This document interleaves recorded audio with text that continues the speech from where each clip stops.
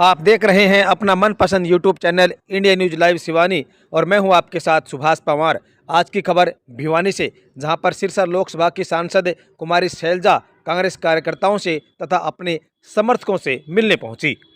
भिवानी पहुंचने पर कांग्रेस कार्यकर्ताओं ने सिरसा की सांसद कुमारी शैलजा का जोरदार स्वागत किया।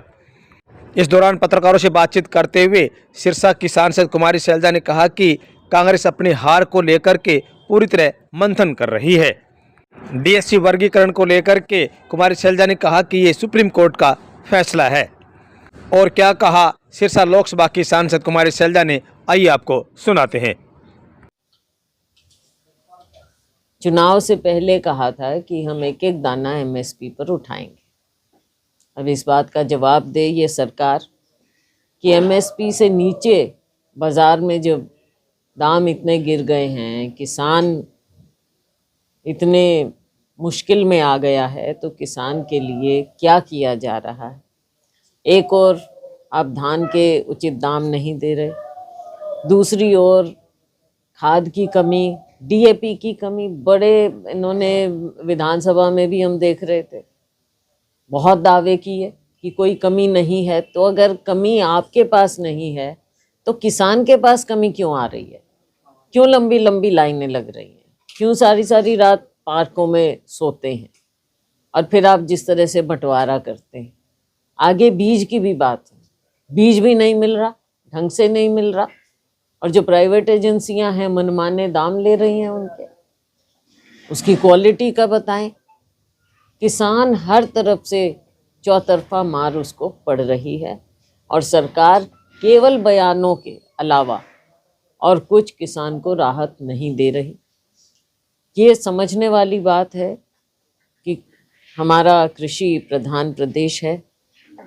किसान, खास तौर से जो छोटा किसान है और तकरीबन छोटे किसान है और तकरीबन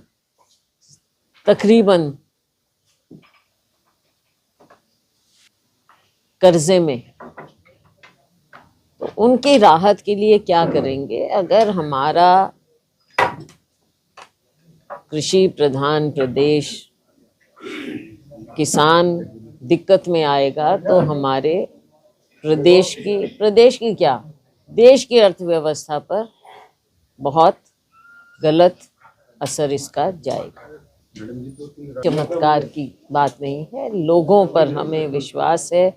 महाराष्ट्र की बात करें, हम महाराष्ट्र की बात करें, महाराष्ट्र में आपने देखा कि किस तरह से पिछले इन सालों में भाजपा का कोई लोकतंत्र में विश्वास नहीं है।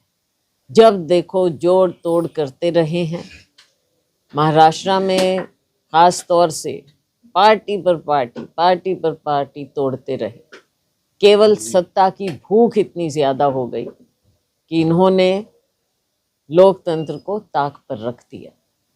हमें पूरा विश्वास है कि हमारा गठबंधन महाराष्ट्र में भी जीतेगा और झारखंड में भी जीतेगा।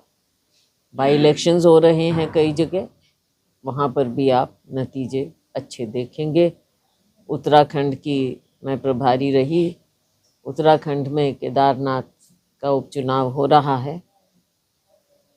हालांकि भाजपा ने वहाँ भी हर तरह के हथकंडे अपनाए हैं, जिसकी मिसाल अभी आपने मुंबई में भी देखी थी, किस तरह से पैसा बांटा जा रहा।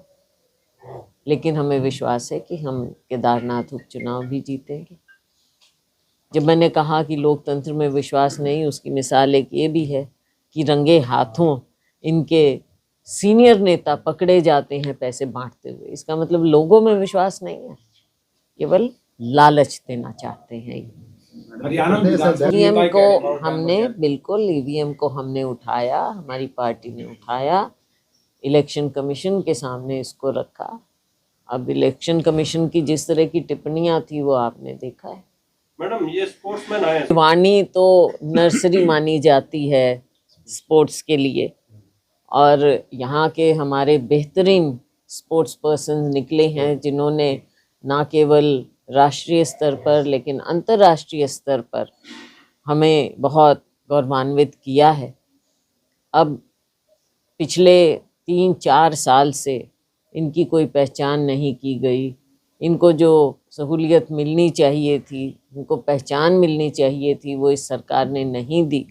तो ये क्या चाहते हैं? मतलब ऐसे भी भेदभाव अगर ये हमारे स्पोर्ट्स पर्सन्स पे भी करेंगे तो हमारा प्रदेश जो कि इतने हमारे बच्चों को आगे भेजता है, और ये बच्चे कड़ी मेहनत करते हैं, आपने देखा है सुबह शाम, ठंड में गर्मी में, केवल इनका मकसद है कि हम अपने प्रदेश के लिए, देश के लिए खेलें। तो इनको कितना ये सरकार प्रोत्साहन देने की बजाय इनको और पीछे कर रहे हैं।